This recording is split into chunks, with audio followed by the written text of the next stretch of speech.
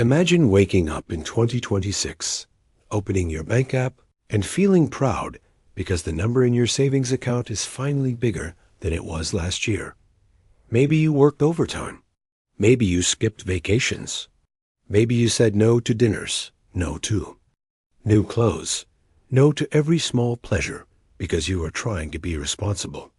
And then you realize something uncomfortable. Your balance went up, but your life did not feel any safer. Groceries still cost more. Insurance still costs more. Rent, taxes, repairs, medical bills, subscriptions, utilities, everything quietly moved higher while your money sat there looking calm on a screen. That is the moment most people misunderstand Warren Buffett's warning. When people hear, "Stop saving money," they think it means be reckless, spend everything, ignore emergencies, and gamble in the market. That is not what it means. Saving money is still necessary. But saving money as your entire financial plan in 2026 is like filling a bucket while someone is drilling holes in the bottom. You feel disciplined, but you are not really building freedom. You are only building a larger pile of dollars that must fight inflation, taxes, low bank loyalty, and your own fear. Buffett has spent his life teaching one simple idea in different forms. Money that does not eventually become productive is slowly being weakened. Cash has a job, but cash is not supposed to be your whole future. Cash is oxygen. You need it to breathe, but nobody becomes strong by collecting oxygen tanks in the garage and refusing to move. In 2026, the people who will fall behind are not only the people who spend too much. Many of them will be people who save too carefully, wait too long, and mistake stillness for safety. Let me tell you about a man named Daniel. Daniel was the kind of person every bank loves to advertise to. He had no flashy lifestyle. He drove the same car for 9 years. He brought lunch to work. He had $42,000 sitting in a regular savings account, and every time he looked at that number, he felt like he was doing the right thing. His friends were buying things they could not afford, but Daniel was saving. The problem was that Daniel had turned saving into a religion. He did not invest because he said the market was too high. Then when the market fell, he said it was too dangerous. Then when it recovered, he said he had missed it. He did not move his cash because switching banks felt annoying. He did not pay extra toward his credit card because the balance felt manageable. He did not learn a higher income skill because he was tired after work. So for 7 years, Daniel saved money, but he did not build wealth. He was not lazy. He was not stupid. He was simply trapped in what I call the saver's illusion. The belief that not losing money is the same thing as winning. And that illusion is expensive. Because in real life, money has enemies. Inflation is one enemy. Taxes are another. Bad debt is another. Opportunity cost is the quietest enemy of all, because it does not send you a bill. It simply takes the life you could have had and replaces it with the life you settled for. The first thing you must do now is separate emergency money from lazy money. This is where most people make their first mistake. They hear financial advice saying, "Keep cash," and they interpret that as, "Keep everything in savings forever." But Buffett does not hold cash because he is afraid of investing. He holds cash because cash gives him options. There is a huge difference. Emergency cash is money with a clear purpose. It protects your rent, your food, your insurance, your family, your car repair, your job loss, your peace of mind. Lazy cash is money sitting around because you are too afraid, too confused, or too overwhelmed to give it a better assignment. One makes you stronger. The other makes you smaller. In 2026, your first move is to decide your real number. Not a random number. Not as much as possible. A real number. For some people, that is 3 months of basic expenses. For others, especially if you have children, unstable income, health concerns, or work in an industry where layoffs happen quickly. It may be 6 to 12 months. But once that number is reached, the extra money needs a new job. Think of your cash like employees in a company. Some employees are security guards. Their job is not to grow the business. Their job is to protect the building. That is your emergency fund. But if every employee is a security guard, nobody is selling, building, inventing, investing, or expanding. Your financial life becomes safe on paper, but weak in motion. So do this. Create 3 cash buckets. Bucket 1 is immediate cash, money you can access right now for bills and emergencies.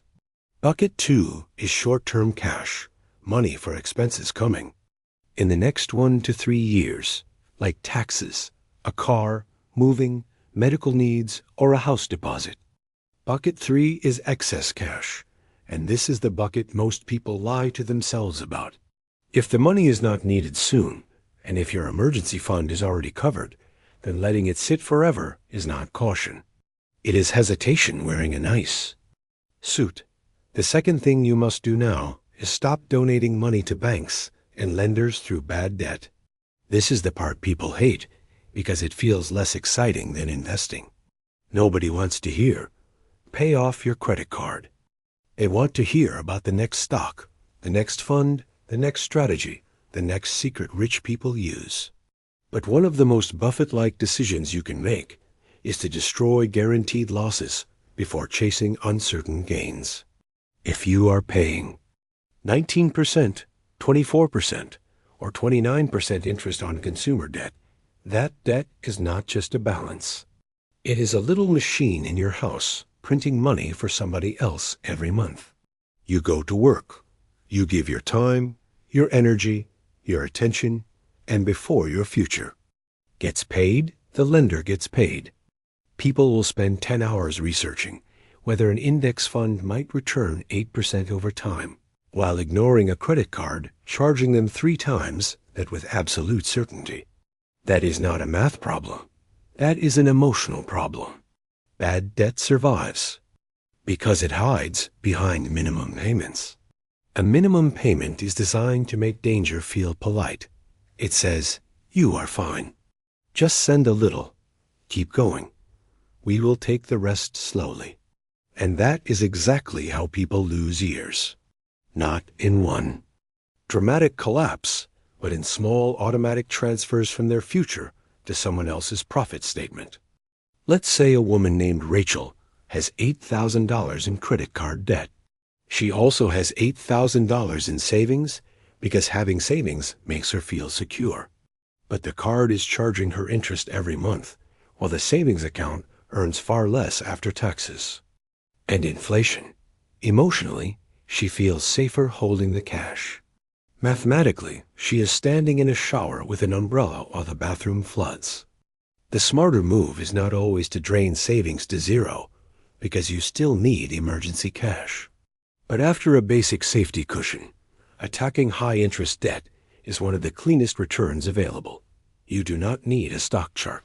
You do not need a guru. You do not need perfect timing. Every dollar of bad debt you eliminate is a dollar that stops working against you. This is why the second move is not glamorous, but it is powerful. List every debt you have, write down the interest rate, and start treating high-interest debt like a financial emergency, not a normal bill. Because the poor and middle class often stay trapped not because they never save, but because their savings and debt fight each other in the background. The savings whispers, "You are responsible." The debt whispers, "I own part of your paycheck." And the debt usually wins. The third thing you must do now is turn automatic saving into automatic ownership. This is the heart of the warning. Saving money is the first chapter. Ownership is the book.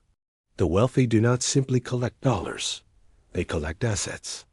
They want pieces of businesses, real estate, productive funds, intellectual property, skills, relationships, systems, and Income streams. They understand that a dollar in a savings account is a soldier standing still. A dollar invested wisely is a worker sent into the world. It may stumble. It may have bad years. It may be uncomfortable to watch, but over long periods, productive. Assets have one advantage cash does not have. They can grow with the economy instead of merely surviving inside it. This does not mean you should throw money into random stocks. Buffett's lesson has never been, be busy. It has been, be rational. For most ordinary people, rational investing does not have to be complicated. It can be a low-cost broad market index fund. It can be a retirement account. It can be a consistent monthly contribution. It can be boring, automatic, and almost invisible. That is why it works. The biggest mistake people make is waiting until they feel confident. Confidence usually arrives after prices have already gone up. Fear arrives after prices have gone down. So if you let emotions control your timing, you will often buy comfort and sell opportunity. A man named Marcus learned this the painful way. In 2020, he told himself he would invest when things felt normal again. Then the market recovered. He said it was too high. In 2022, when markets fell, he said the world was too uncertain. In 2023 and 2024, when parts of the market surged, he said he had missed the move. By 2026, he had saved more cash, yes, but he had trained himself to wait for a perfect emotional climate that never came. The market does not ring a bell and say, "Now your anxiety is gone, please begin." Life does not work that way. The point is not to invest everything at once. The point is to build a system that does not require your mood to be perfect. Automatic ownership means you decide in advance. Every paycheck, a portion goes toward productive assets. Not because you know what next month will do. Not because you think the market cannot fall, but because you understand that the cost of never starting is often greater than the pain of temporary volatility. Buffett's genius was never that he predicted every headline. It was that he understood value, patience, and human behavior. Most people do the opposite. They obsess over headlines and ignore behavior. They ask, "What will happen this year?" The better question is, what am I doing every month that my future self will thank me for? The fourth thing you must do now is invest in your earning power before you obsess over tiny spending cuts. This is where financial advice often becomes too small. Yes, you should know where your money goes. Yes, wasting money matters. Yes, subscriptions, impulse purchases, and lifestyle inflation can destroy progress. But there is a ceiling to how much you can cut. There is no fixed ceiling to how much value you can learn to create. Buffett has said in many ways that the best investment you can make is in yourself, because nobody can tax away your ability. Nobody can inflate away your discipline, and nobody can steal the skill you have built into your own mind. In 2026, this matters more than ever because the economy is separating people into two groups. People whose income depends only on hours, and people whose income is connected to skill, leverage, systems, or ownership. If your only plan is to save more from the same paycheck while everything around you gets more expensive, you are playing on hard mode. Sometimes the most powerful financial move is not finding a cheaper coffee. It is becoming the kind of person who can earn an extra $500, $1,000, or $3,000 a month because your skills solve a more valuable problem. Let's be practical. This does not mean quitting your job tomorrow or buying a course from someone standing in front of a rented Lamborghini. It means choosing one skill that has market value and building it seriously. Sales, coding, design, bookkeeping, video editing, AI automation, copywriting, data analysis, project management, nursing, trades, language skills, management, negotiation. content production, consulting, anything that moves you from replaceable labor toward valuable problem solving. The poor are often told to budget. The wealthy are taught to allocate capital. But your first capital is not money. It is your attention. Where your attention goes for the next 12 months may matter more than where your spare change goes. If you spend 5 hours a week doom scrolling, that is 260 hours a year. In 260 focused hours, you can build a skill. You can build a small business foundation. You can improve your resume. You can learn to negotiate. You can create a portfolio. You can understand investing. You can change the direction of your life. Most people do not lack time. They lack a target. And because they lack a target, they use exhaustion as proof that nothing can change. The danger in 2026 is that people will become emotionally tired and financially passive at the same time. They will say, "Everything is expensive, so what is the point?" That sentence is poison. The point is that expensive environments punish passivity more than normal environments do. When the tide is easy, mistakes are hidden. When the tide gets rough, every weak habit becomes visible. That is why these 4 things matter now. Build real cash, but do not worship idle cash. Kill bad debt before it quietly kills your paycheck. Turn savings into ownership through a simple automatic investing system.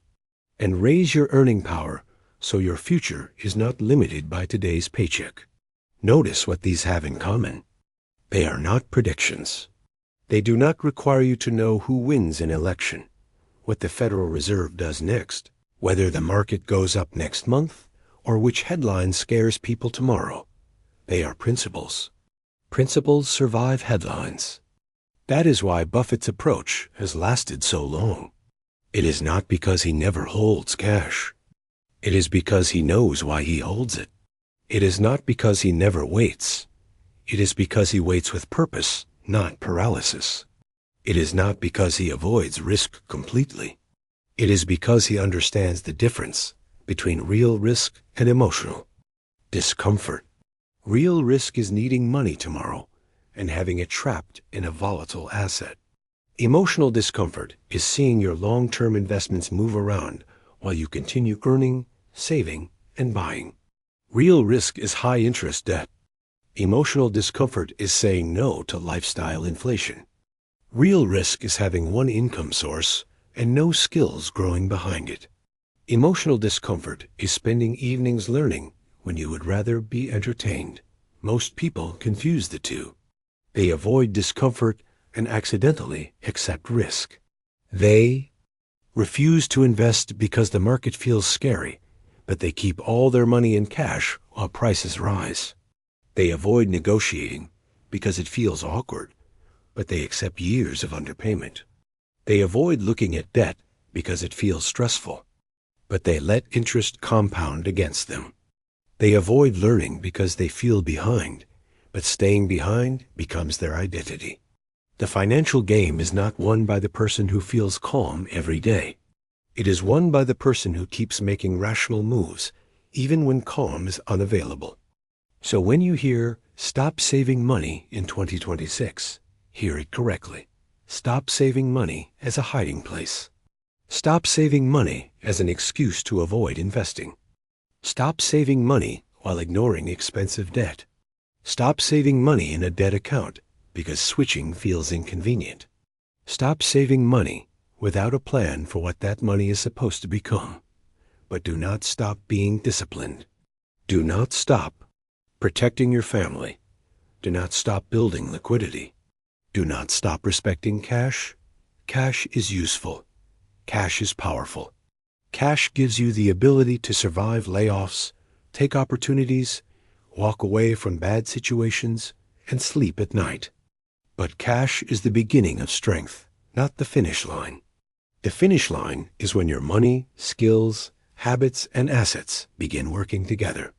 The finish line is when your paycheck is no longer the only thing holding your life upright. The finish line is when inflation still annoys you, but it does not define you. The finish line is when you can look at uncertainty and say, I do not know exactly what will happen next, but I have built a system that can handle more than one future. That is real financial security. Not a number sitting in a bank app. Not a pile of cash slowly losing strength. Not a lifestyle built on fear. Security is a structure. Cash is one beam. Debt freedom is another. Ownership is another. Earning power is another. Remove one, and the structure shakes. Build all four, and your life starts to feel different. Daniel eventually learned this. He kept 6 months of expenses in a high-yield cash account. He used part of his excess savings to wipe out his credit card debt. He set up automatic investments every month into a simple, broad fund. Then he spent 9 months learning data tools for his job, not because he loved spreadsheets, but because he wanted leverage. 2 years later, he was not rich in the dramatic internet sense. He did not buy a mansion. He did not retire at 37. But his life had changed. His cash had a purpose. His debt was gone. His investments were growing quietly in the background. His income was higher. And most importantly, he no longer felt like the world had to become perfect before he could move. That is the shift. Wealth begins when you stop waiting for perfect conditions and start building durable habits. Buffett's warning is not that saving is bad. It is that saving without wisdom can become a beautiful trap. In 2026, do not be the person who proudly protects dollars while quietly losing time, opportunity, and purchasing power. Be the person who gives every dollar a job. Some dollars protect you. Some dollars free you from debt. Some dollars buy ownership. Some dollars buy skills. And over time, those dollars stop being just numbers. They become choices. They become calm. They become the ability to say no. They become the ability to help your family. They become the ability to survive a bad month without panic. They become the ability to look at the future with dignity instead of fear. That is what money is really for. Not to sit still forever. Not to impress strangers. Not to make you feel temporarily safe while your life remains fragile. Money is stored energy. Money is stored time. Money is a tool for building a life where your decisions are not controlled by emergencies. So yes, stop saving money the old way. Stop saving like a frightened person hiding from the world. Start saving like an owner. Start holding cash with purpose. Start eliminating anything that compounds against you. Start buying assets that can compound for you. Start building the one asset you carry everywhere, which is your own ability to create value. Because the quiet truth is this: 2026 will reward people who are prepared, not people who are frozen. And preparation is not just having money. Preparation is knowing exactly what your money is supposed to do.